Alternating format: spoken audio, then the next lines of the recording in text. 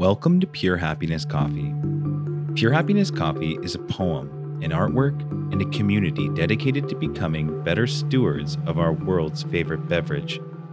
Each episode of Pure Happiness is a short glimpse into one individual's coffee journey, a journey that, finally, connects us all. Imagine a myth. Imagine the way a myth is created. A cosmology. Imagine the way a culture comes to orient itself around shared values, beliefs, conventions, and community. Can you imagine it? When a certain segment of the Mayan population in Guatemala understood their civilization was on the brink of genocidal destruction, a collective of storytellers banded together to produce and record the Popol Vuh. While the story had been part of Mayan culture for many, many years, codifying it into a written document brought it into the Western version of the historical record, a record they understood was going to be maintained. And it also offered these writers the opportunity to update their cosmology to include the violent colonization they were suffering. I asked you to imagine the way a myth is created. When we reflect on it from the perspective of the Popol Vuh, we can open up to the paradox of myth.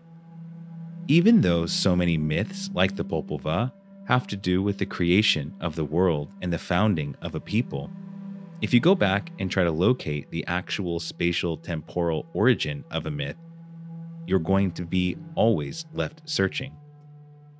This is because myth is not an historical record.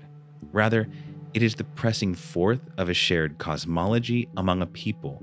And therefore, one of the characteristics of myth is to continuously evolve, even as it points to origins. Episode 10, Café Tío Conejo and Methodical Coffee. Today on Pure Happiness Coffee, I want to introduce a moment, or rather a series of moments, and more importantly, a series of relationships, that led to something like what Lucretius might call a radical swerve in Pure Happiness Coffee's etiology. This swerve indeed transformed the identity of Pure Happiness. In other words, it evolved the myth.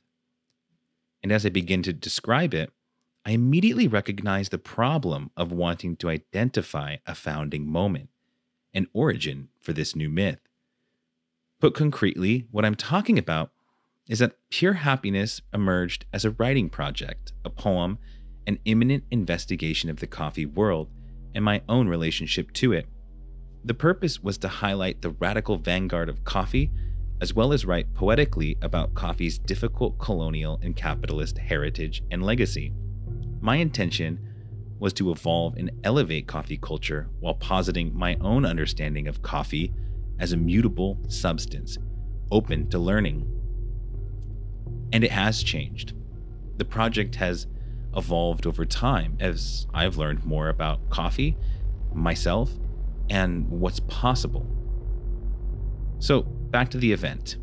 The event I'm discussing today occurred because of, you guessed it, a community event at Drip Coffee Makers in Soho with Will and others of Methodical Coffee. This was the summer of 2022. Will and Methodical were presenting several coffees, including at least 2 from Café Tío Conejo that had been sample roasted but had not yet entered production. For me, this was exciting.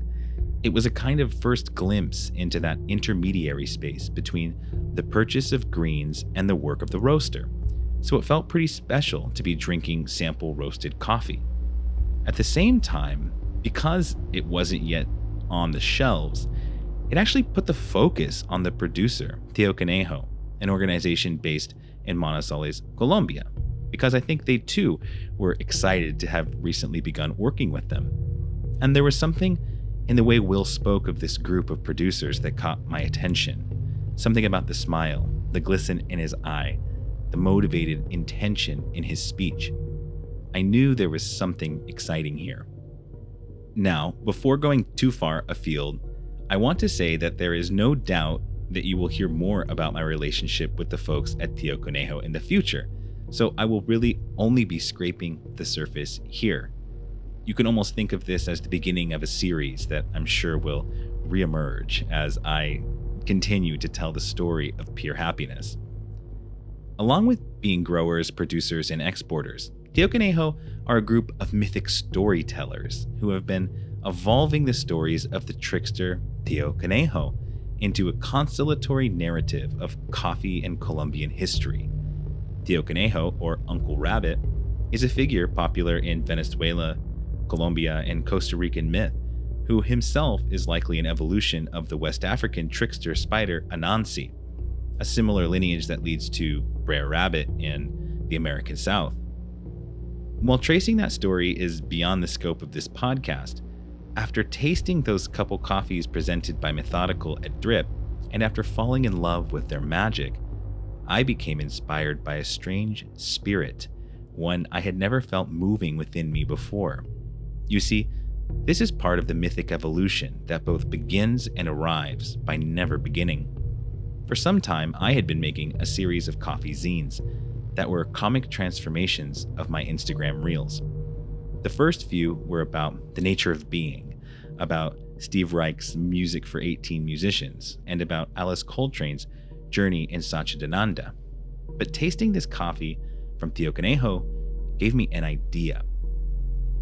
I would make a zine about these coffees, about Methodical coffee, and about Café Tío Conejo. So I did. Now, around the same time that I made this zine in the summer of 2022, there was a retrospective show at the Guggenheim displaying the tremendously important work of poet and artist Cecilia Vicuña, one of my poetic heroes. Vicuña is a Chilean poet, artist, writer, performance artist, activist, and so much more, and her work has been a central influence on my own thinking.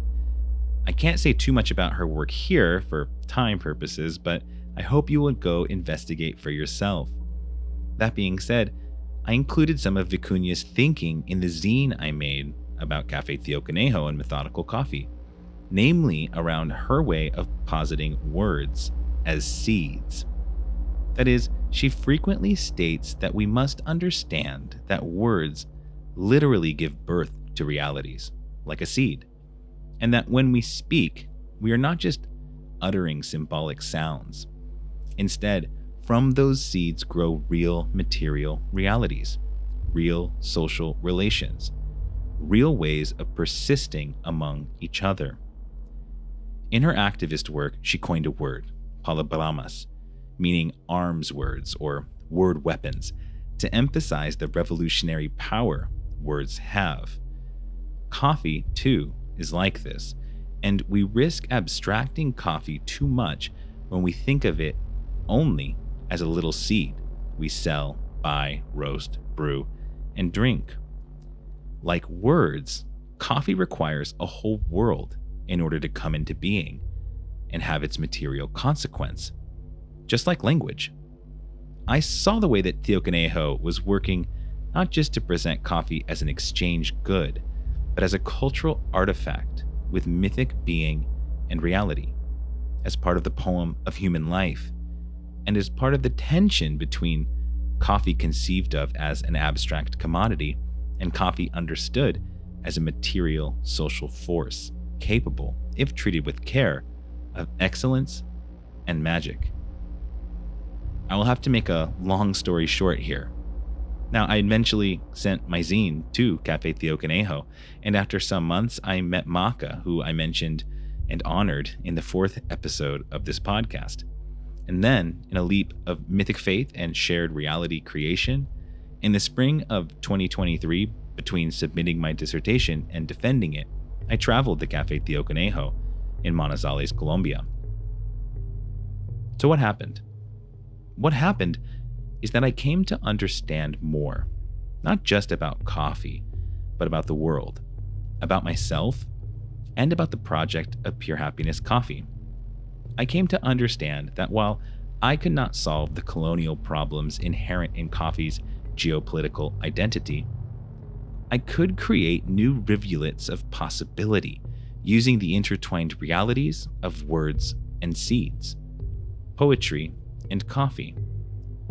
That's when I began to reshape Pure Happiness Coffee's mission toward becoming a conduit between producers and coffee lovers, having recognized that, very simply, most coffee lovers haven't had the opportunity to meet or interact with a producer or grower at all. And that became just cause enough to keep working. And that remains my focus today. That mission, honestly, is very new. And I've learned a lot in the last 6 months about the complexities of trying to carry that out. That's part of what I'll continue to share. I've learned a lot about my own ignorance, about the humility necessary to keep working on this project, about all of the ways that we want our desires to yield rapid results, but instead requires a lot of hard work, a lot of community building, and a lot of conversations with others who have more knowledge than you. Now, I wanted to share and record here the important way this mission came about, because truthfully, there was no founding moment, there was no origin, there was no founder, and there is no first myth of Pure Happiness Coffee. Rather, a collective of beings found harmony, wholeness, and radiance together, and that light began to fluoresce, and it continues to shine now, and will, if we can find a way to keep loving it. That is, to keep it alive. You see, Pure Happiness Coffee isn't really about me. It's about that relation, the one that includes Drip Coffee makers and Nigel Price, who opened their space to that community meeting that day. It includes Methodical Coffee for coming and sharing their coffee with the public, and the magic of Tío Conejo. Of course, it includes Tío Conejo and all of their pickers, their processors, their farm, their farming partners, the land, the history of that land, the myth of that land. It includes my work, my poems, my art, and my love for the magical elixir that coffee can be. Pure happiness is about displacing your experience from a thing that you possess and transforming it into a node of entangled co-creation of a world that none of us have the singular ability to transform, but that together we can, by refusing to submit to violent methodologies and keeping ourselves open to methodological transformation, build better futures for. Café Tío Conejo and Methodical Coffee. Truth and method against method. The method of no method. Methodical Coffee. Absolutely loving these two fantastic Café Tío Conejo Colombian coffees roasted by the careful team over at Methodical Coffee.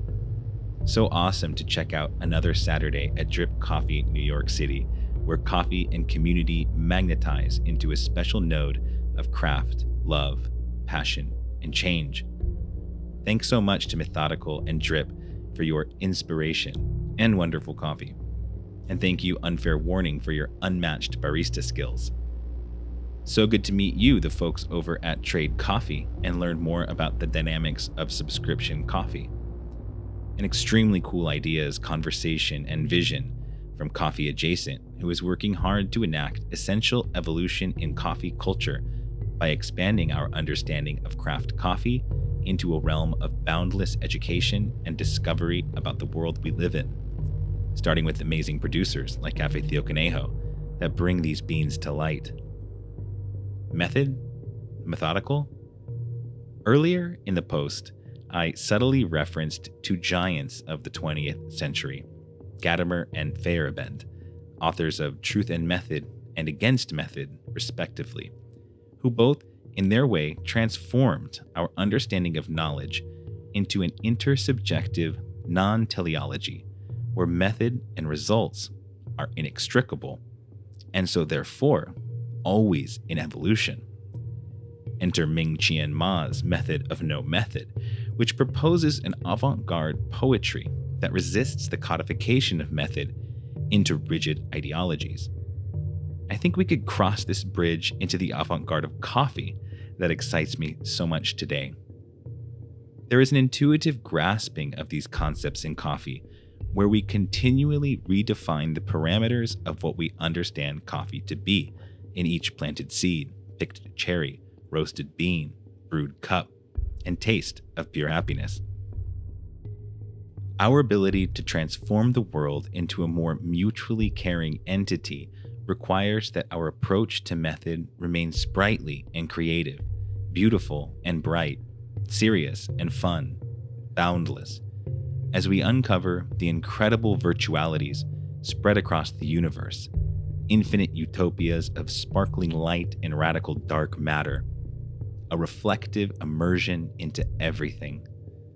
In this one being, this speck of ground pure happiness, the universe. Feeling grateful to those I've been fortunate enough to fold in with. Thank you. And thank you for listening.